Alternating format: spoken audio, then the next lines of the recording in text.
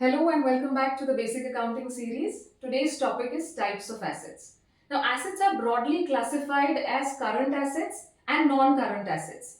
In order to understand the classification, we need to first understand the concept of liquidity.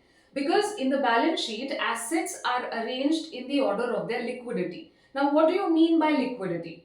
Liquidity means, by definition, it says how easily an asset can be converted into another asset or cash without losing its market value significantly. Now, taking example of duster to be converted into a marker, I'll have to first sell this duster because we don't live in a world where barter system operates anymore. So I'll have to first sell this duster, get cash, and then buy this marker. Now, for a second-hand duster, what is the chances that I would find a buyer?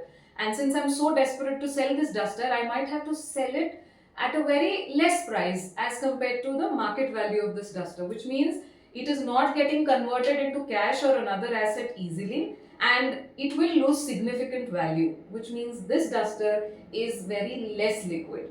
Now, on the other hand, if I take example of cash, now this is Indian currency, 100 rupees. If I have to convert this 100 rupees into markers, it's simple. I just go to the market and buy the markers. Now, this 100 rupees will not lose any value. When I go to buy some commodity in the market, I will get commodities worth rupees 100. This 100 rupees will give me full value, full consideration, which means cash is the most liquid asset because it gets converted easily and it does not lose any of its market value.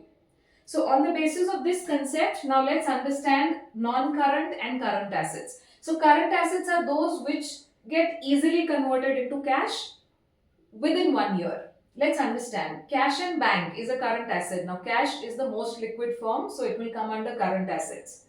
Next, accounts receivables or the debtors. Now there is an exception. Some debtors may not pay, so we do make arrangement for bad and doubtful debts. But you have made your debtors sign a legal agreement. So they are bound to pay. They will pay within that financial year. So accounts receivables or debtors, they will pay us the money within a period of 12 months. So we'll call them current assets. Next is inventory. Now let's say I am a manufacturer of markers. Now these are new markers. Since I am into the business of markers, I know that these goods are going to get sold in the market. So this becomes a current asset. It is liquid, not as liquid as cash, but it is definitely liquid. Prepayment, getting quick economic benefits. Now what do you mean by prepaid assets? Like prepaid rent. I have paid my rent in advance for 1 month. Immediately next month I'm using this premises, which means I'm getting the economic benefit immediately, quickly. I paid advance salary, 1 month advance salary to my employee immediately, quickly. That is next month that employee is going to work for me, provide his services. So that means I'm getting some economic benefit, though not getting converted into cash, but I'm receiving the economic benefit quickly. So it becomes a current asset.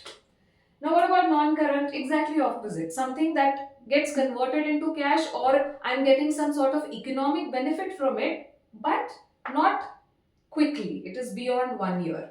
So, example, long-term assets. These are all long-term assets which generate cash. They do not get converted into cash easily. Land and building, property, plant, and equipment. So, the machinery that manufactures my commodity, it's very difficult. If I have to sell my factory or my machineries, I need to find someone who would be interested to buy a machine that manufactures this. So which means it is less liquid. But when you think it from another point of view, we don't hold these long-term or non-current assets with an intention to convert them into cash. No, we hold them with an intention to generate cash. We operate our business, they will produce the goods and then we'll sell them in the market and it will generate cash. So long term assets or non current assets. Investments. Now long term investments, it's not very easy to sell off the investments. You need to see how the market is behaving in order to sell the long term investments. Therefore they'll come under non current assets. So on the basis of liquidity, these are least liquid assets, land and building, property, plant and equipment, and then investments which are of a long term in nature. And on the basis of liquidity, cash is in the cash form, so no worries. You just have to go and buy the products to convert it into any asset you want. and this we've covered. So on the basis of liquidity, current and non-current, there's another classification for assets, tangible assets and intangible assets, which we'll cover in the next video. Thank you and happy learning.